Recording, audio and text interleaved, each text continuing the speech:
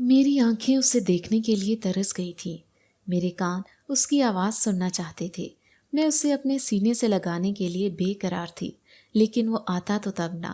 وہ تو اپنی ماں کو اس کے نہ کردہ گناہوں کی سزا دیتا، نہ جانے کہاں چلا گیا تھا۔ مجھے اس کا انتظار کرتے ہوئے 5 سال گزر گئے تھے۔ اب یہ انتظار نہ جانے اور کتنا لمبا ہونا تھا۔ کاش کہ مرنے سے پہلے میں اس کا چہرہ دیکھ سکتی، اس کے چہرے کو چھو سکتی، اسے بتا سکتی کہ اس کی ماں نے اس کے لیے کیا کیا قربانیاں دی ہیں۔ ایک طرح سے اس کا جانا اچھا ہی تھا، اگر وہ نہ جاتا تو نہ جانے کیا کیا ہو جانا تھا۔ بے شک مجھے لاکھ تکلیفیں تھیں، لیکن ایک سکون تھا کہ میرا بیٹا محفوظ ہے اور زندہ ہے۔ مجھے اپنے بیٹے سے ملنے کی آس تھی، مگر شاید یوں ہی میری آنکھیں ہمیشہ کے لیے اسی حسرت کے ساتھ بند ہو جانی تھیں۔ دروازہ کھلنے کی آواز پر میں نے سر اٹھا کر دروازے کی طرف دیکھا۔ حسب توقع سامنے ہی وہ کھانے کی ٹرے لیے کھڑی تھی۔ میں ہمیشہ کی طرح جا کر اس کے پاؤں سے لپٹ گئی اور اس سے اپنی آزادی کی بھیک مانگنے لگی۔ مجھے یہاں سے نکال دو پلیز، میں یہاں نہیں رہ سکتی، میرا دم گھٹتا ہے۔ مگر مقابل ہمیشہ کی طرح پتھر دل تھی۔ اس نے پاؤں کی ٹھوکر ماری اور مجھے خود سے دور کیا۔ میں ایک دفعہ پھر سے اٹھ کر آئی تھی، لیکن تب تک وہ دروازہ باہر سے بند کرتی جا چکی تھی۔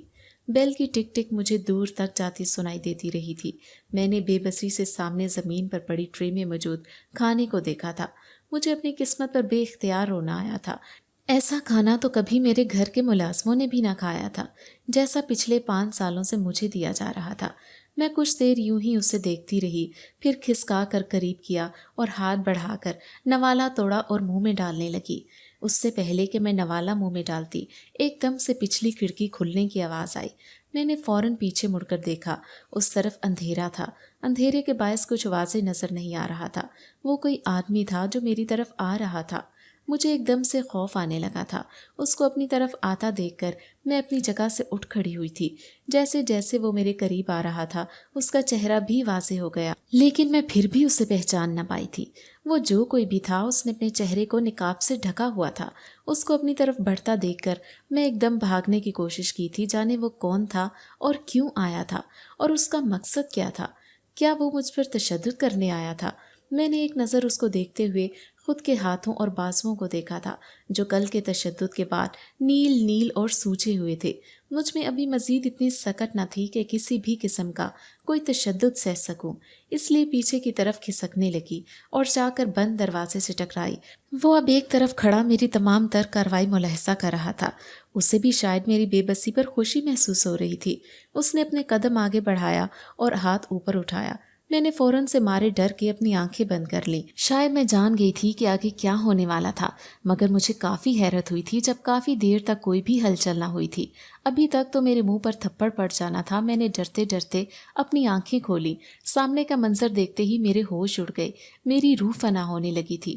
میں یک ٹک اپنے سامنے دیکھے جا رہی تھی، کیونکہ جو میرے سامنے تھا اس پر یقین کرنا مشکل ہو رہا تھا۔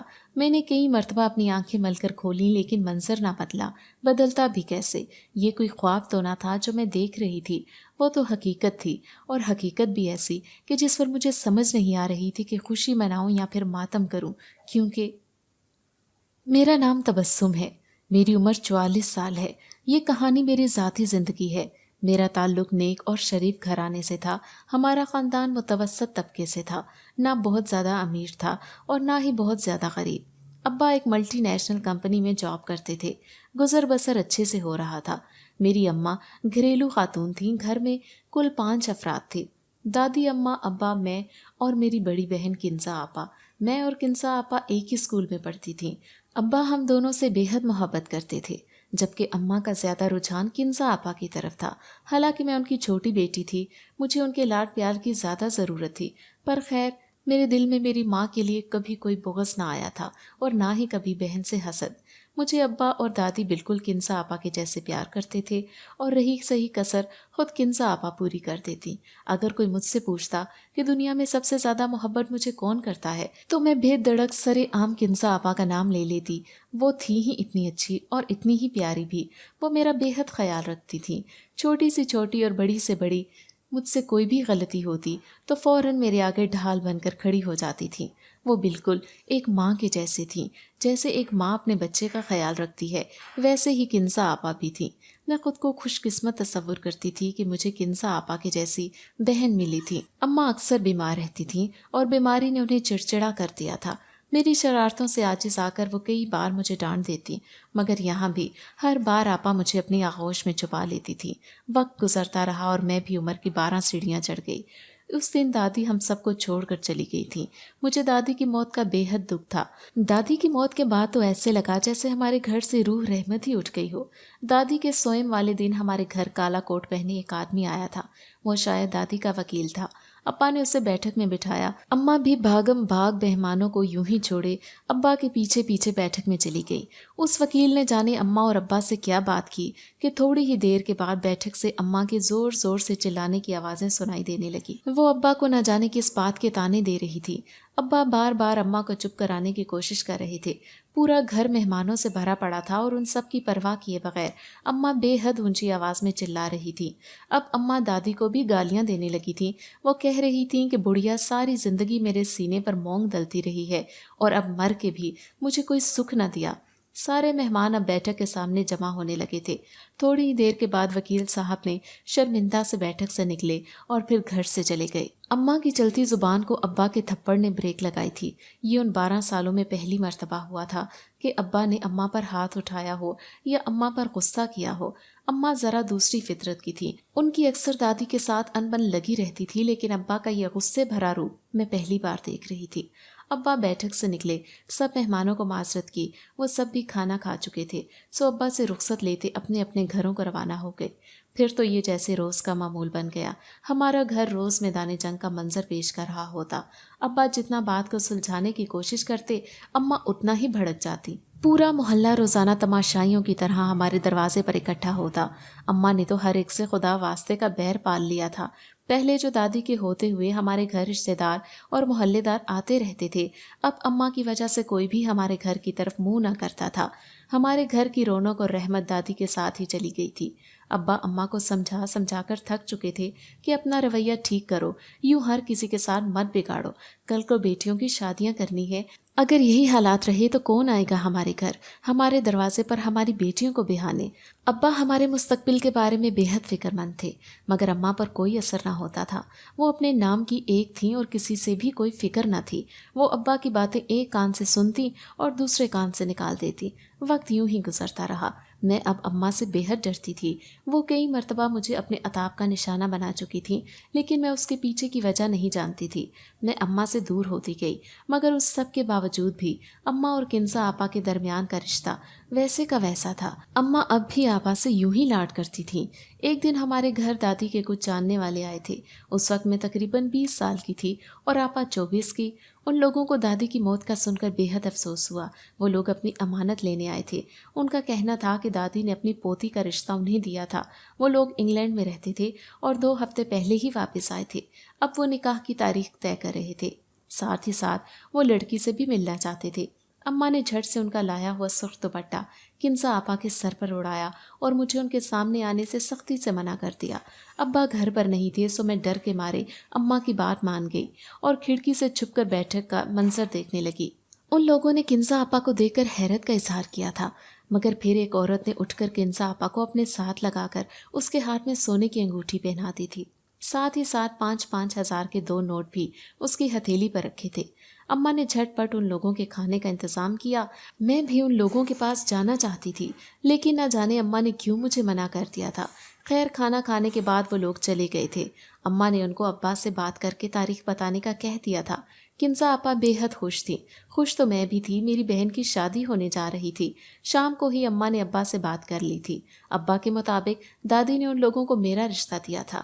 وہ اماں سے بے حد ناراض ہوئے تھے کہ انہوں نے میری جگہ کنزا آپا کو کیوں ان سے ملوایا، مگر پھر اماں نے کہا کہ میں ابھی چھوٹی ہوں، یہ کنزا آپا کی شادی کی عمر ہے، اگر یہ عمر نکل گئی تو پھر رشتہ ملنا مشکل ہے۔ مصلحت اسی میں ہے کہ کنزا آپا کی شادی ہی کی جائے۔ کچھ سوچ بچار کے بعد ابا مان گئے تھے۔ 2 دن بعد اماں اور ابا ان کے گھر گئے اور سارے معاملات طے کر دیے گئے۔ واپس آتے ہی ہمارے گھر میں شادی کی تیاریاں شروع ہو گئیں۔ اماں کے تو پیر ہی زمین پر نہیں ٹک رہے تھے۔ وہ انتہا کی خوش تھیں۔ ان کا بس نہیں چل رہا تھا کہ اپنی بیٹی کی شادی میں چاند تارے توڑ کر لے آئیں۔ نکاح 2 دن پہلے رکھا گیا تھا۔ میری ملاقات بھی ان لوگوں سے کروائی گئی تھی جس پر ان لوگوں نے بڑے تعجب کا اظہار کیا تھا۔ ان کا کہنا تھا کہ میری دادی نے تو انہیں یہ کہا تھا کہ ان کی صرف ایک ہی پوتی ہے، تو پھر یہ دو کیسے تھیں؟ تو اماں نے کہا کہ ہاں اس وقت ایک ہی تھی، اس کی پیدائش تو بعد میں ہوئی تھی۔ اماں بار بار میرے بہنوئی کے صدقے واری جا رہی تھی، اسے اس پر کچھ زیادہ ہی لاڈ آ رہا تھا۔ خیر اگلے دن مہندی اور پھر بارات کا دن آن پہنچا۔ مہندی کمبائنڈ کی گئی تھی جبکہ بارات کے لیے ان لوگوں نے ایک بڑا ہوٹل بک کروایا ہوا تھا۔ رخصتی کا وقت آیا تو میں کنسا آپا کے گلے لگ کر رو پڑی۔ میری ماں جیسے بہن آج مجھ سے دور جا رہی تھی۔ اب تو مجھے اماں کی ڈانٹ سے بچانے والا کوئی نہ تھا۔ یہ سوچ آتے ہی میں بے تحاشا رو پڑی تھی۔ ابا نے مجھے بمشکل چپ کروایا تھا۔ رخصتی کے بعد ہم فوراً گھر آ گئے۔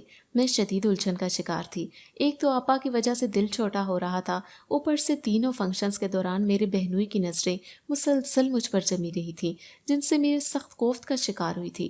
نہ جانے وہ کوئی مسلسل ہی مجھے گھورے جا رہا تھا۔ خیر اگلے دن ولیمہ تھا۔ اس دن میں اپنے بہنوئی کے ساتھ کم ہی آئی تھی۔ وقت گزرتا رہا، اماں کا موڈ اب اچھا ہی ہوتا تھا۔ وہ اب زیادہ تر کنسا آپا سے فون پر لگی رہتی اور ان کو کہتی کہ جلد از جلد وہ اپنے شوہر کے ساتھ باہر چلی جائے اور پھر اسے بھی بلا لے، لیکن قسمت کو کچھ اور ہی منظور تھا۔ ایک دن کنسا آپا روتے دھوتے گھر میں داخل ہوئیں۔ وہ چیخ چیخ کر اماں کو اپنی بربادی کے قصے سنا رہی تھی۔ دراصل جن لوگوں کو اماں نے امیر سمجھا تھا وہ کسی دور میں امیر رہے تھے۔ انگلینڈ میں ان کی کمپنی بڑے فراڈ کا شکار ہو گئی تھی جس سے ان کا کافی نقصان ہوا۔ ساری جمع پونجی قرضہ ختم کرنے میں لگ گئی اور وہ لوگ واپس پاکستان آ گئے۔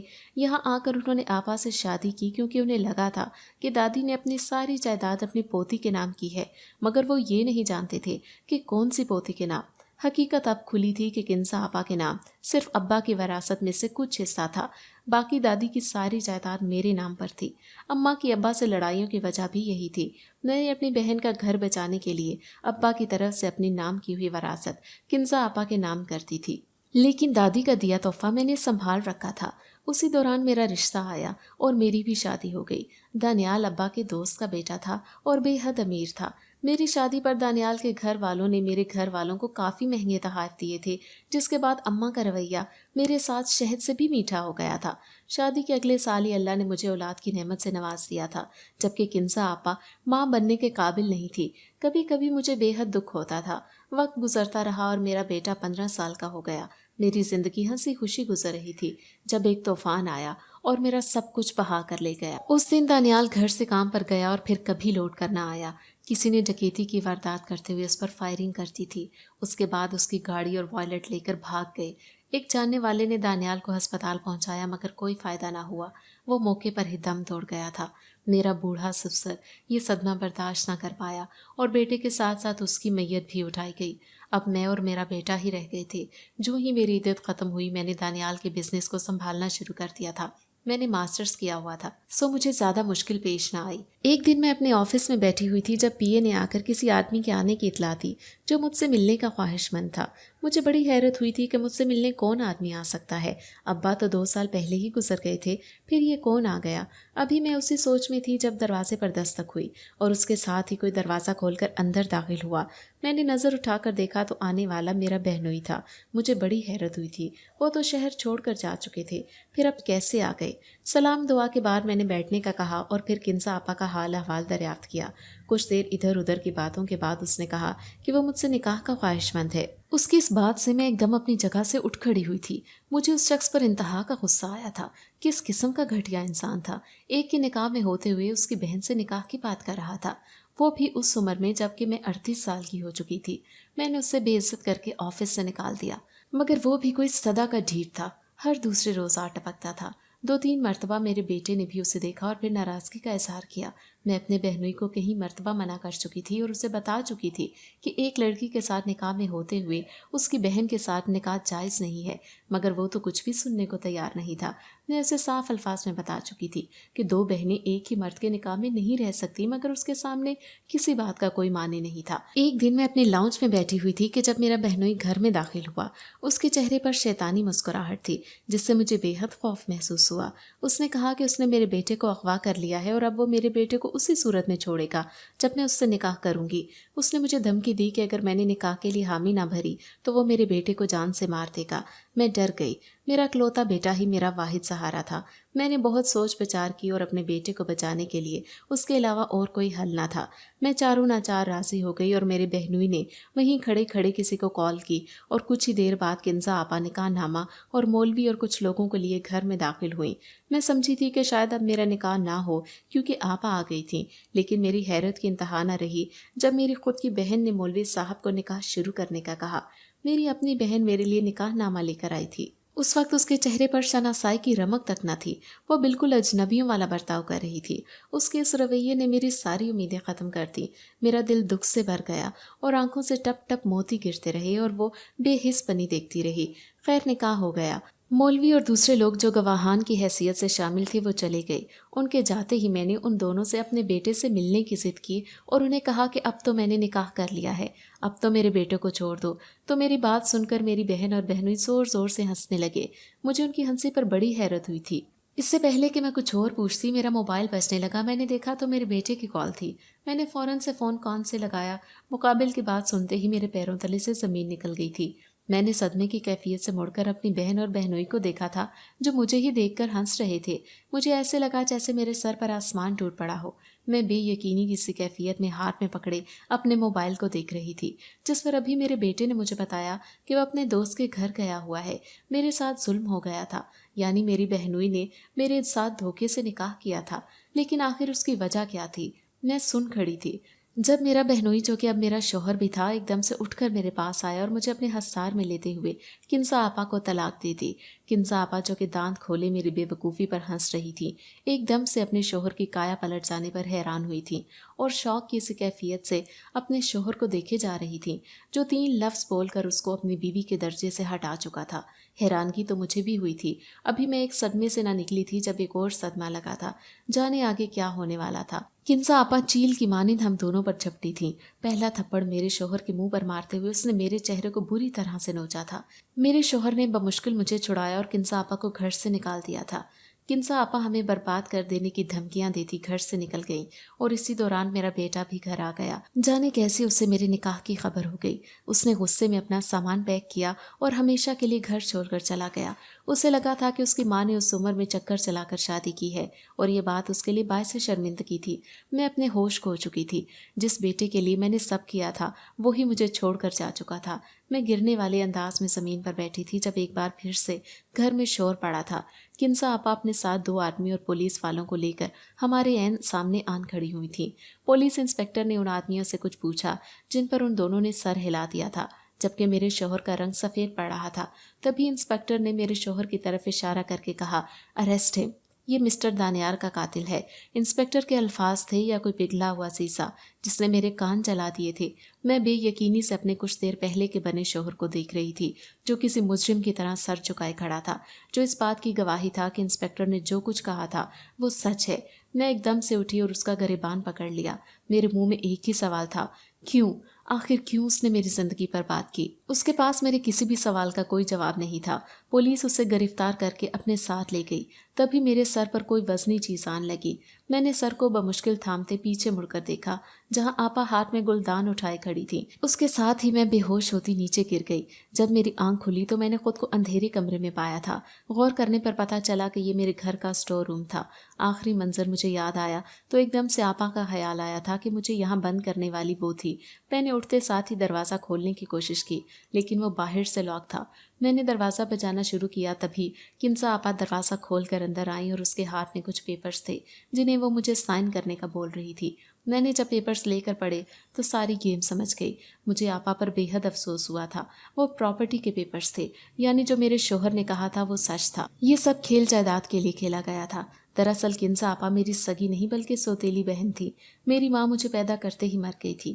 دادی نے ابا کی شادی ایک بیوہ عورت سے کرائی جس کی پہلے سے ایک بیٹی تھی۔ شروع میں تو وہ بہت اچھی رہی لیکن پھر آہستہ آہستہ اس کے گن دادی پر کھلنے لگے۔ وہ ایک انتہائی لالچی اور مطلب پرست عورت تھی۔ اسے پیسے کی بے حد لالچ تھی، ساتھ ہی ساتھ انتہائی منہ پھٹ اور بدتمیز بھی تھی۔ میں نے تو جب ہوش سنبھالا تھا خود کو اسی کے گود میں پایا تھا۔ میں کہاں جانتی تھی آگے اور سوتیلے رشتے وقت گزرتا رہا۔ دادی کی موت کے بعد جب وکیل نے بتایا کہ دادی نے اپنی ساری جائیداد میرے نام کر دی ہے तो वो इंतहाई आग बगोला हो गई। फिर उसने मेरे साथ इंतहाई सख्त रवैया रखा। फिर लालच में ही मेरी जगह आपा की शादी कराई, क्योंकि उससे लगा था कि उन लोगों के पास बहुत पैसा है। किंजा आपा बज़ाहिर तो बेहद अच्छी थी, लेकिन अंदर से वो भी अपनी माँ के साथ मिली हुई थी और मुकम्मल अपनी माँ का परतू थी। जब मेरी शादी दानियाल जैसे अमीर शख्स से हुई तो वो बर्दाश्त नहीं कर सकी। उसे मुझसे बेहद जलन और हसद था। वो मुझे नुकसान पहुंचाना चाहती थी। तभी मेरा बहनोई उसे लेकर दूसरे शहर चला गया, लेकिन एक दिन वो भी पैसे की लालच में आ गया और दानियाल को खुद धमका कर उससे गाड़ी वगैरह छीनना चाहिए। मगर उसी दौरान उसके भेजे हुए आदमी से गोलियां चल गईं, जिससे मेरा शौहर दानियाल जाँ बहक हो गया। वो भी अपनी सारी जायदाद मेरे नाम कर गया था, जिस पर उन दोनों मियाँ बीवी ने मंसूबा बनाया और जायदाद के लिए धोखे से मुझे बेवकूफ़ बनाकर मुझसे निकाह कर लिया। लेकिन जो मेरा बहनोई था वो शुरू से मुझसे मोहब्बत करता था। उसको जल्द ही पता चल गया था कि अम्मा ने उसके साथ धोखा किया है। वो आपा की मकारी पर उसे छोड़ देना चाहता था, लेकिन उससे पहले वो मुझे अपने निकाह में लेना चाहता था। किंजा आपा का मंसूबा था कि मुझे बेवकूफ़ बनाकर अपने शोहर से निकाह करा के जायदाद अपने नाम कर लेंगी और फिर मुझे तलाक दिला देंगी। मगर उनकी चाल उन पर ही उल्टी पड़ गई थी। मुझसे निकाह होते ही उसके शोहर ने उसे तलाक दे दी, जिस पर किंजा आपा ने भी बदला लिया और दानियाल के कत्ल के जुर्म में उसे गिरफ्तार करा लिया और फिर मुझे यूं लाकर बंद कर दिया। अब उसका मकसद मुझसे ज़बरदस्ती जायदाद अपने नाम करवाने का था। मगर जायदाद मेरे नाम पर होती तो मैं उसके नाम करती ना, वो तो सारी मैंने अपने बेटे के नाम करती थी। किंजा आपा ने मेरे बेटे का बहुत ढूंढा, लेकिन वो उससे नहीं मिला। हर रोज़ नाकामी की सूरत वो मुझ पर अपना गुस्सा निकालती थी। कभी डंडा, कभी कूड़ा, तो कभी पाइप उठा लाती और मुझे तब तक मारती रहती जब तक वो थक न जाती। लालच ने उसे जहनी मरीज़ा बना दिया था। तशद्दुद करते हुए उसे ये तक न याद रहता कि मैं उसकी वही बहन हूँ जिस पर वो आंच भी न आने देती थी। मुझे 5 साल हो गए थे और मेरा बेटा एक बार भी घर न लौटा था। अच्छा ही था अगर यहाँ होता तो जाने ये वहशी औरत उसके साथ क्या सलूक करती। बस एक चीज़ की कसक थी दिल में कि वो मुझे गलत समझ रहा था। मेरे मुंह से बेख्तियार चीख निकल गई थी, क्योंकि मेरे सामने खड़े शख्स ने अपने चेहरे से निकाब हटाया था। मैं एकदम से उसके सीने से लिपटकर सारों की तार रोने लगी थी। वो कोई और नहीं बल्कि मेरा बेटा था। उससे मेरे शोहर ने अब तक के सारे हालात के बारे में बता दिया था। मैं काफ़ी देर उसके गले से लगी रोती रही। फिर उसने मुझे कहा कि वो मुझे यहाँ से निकाल कर ले जाएगा। इतनी देर में किंजा आपा भी पहुँच गई थी। उसने शायद मेरी चीख की आवाज़ सुन ली थी। मेरे बेटे को देखकर उसकी आंखें चमक उठी थीं। मेरे बेटे ने खड़े खड़े ही अपनी जेब से जायदाद के कागजात पर दस्तखत करके उसके मुंह पर मारे और मुझे अपने साथ लेकर घर से निकल आया। पहले वो मुझे अस्पताल लेकर गया था। कुछ देर के बाद मेरा शौहर भी आ गया था। उसकी सज़ा ख़त्म हो गई थी। उसने मेरे पैरों में गिरकर मुझसे माफ़ी मांगी और कहा कि वह पहली नज़र में ही मुझसे मोहब्बत कर बैठा था, लेकिन कभी नहीं सोचा था कि मुझे तकलीफ़ देगा। मगर किंजा आपा की बातों में आकर उसने दानियाल के कत्ल का गुनाह हो गया था, जिसका बहुत सारी ज़िंदगी उसके दिल पर रहेगा। मैंने उसे कोई जवाब ना दिया था। मेरे पास कहने को कुछ था ही नहीं। अस्पताल से छुट्टी के बाद मेरा बेटा मुझे और मेरे शोहर को लिए घर में आया। ये घर मेरे शोहर का ही था। दोनों बाप बेटे ने मेहनत की और शोहरत की बुलंदियों को पहुंच गए। दूसरी तरफ किंजा आपा ने जिस दौलत के लिए इतने घिनौने खेल रचाए, वही उसकी इबरतनाक मौत की वजह बन गए। लुटेरों और चोरों ने दौलत लूटने के बाद घर पर पेट्रोल छिड़कर आग लगा दी, जिसमें किंजा आपा जल कर मर गई थी।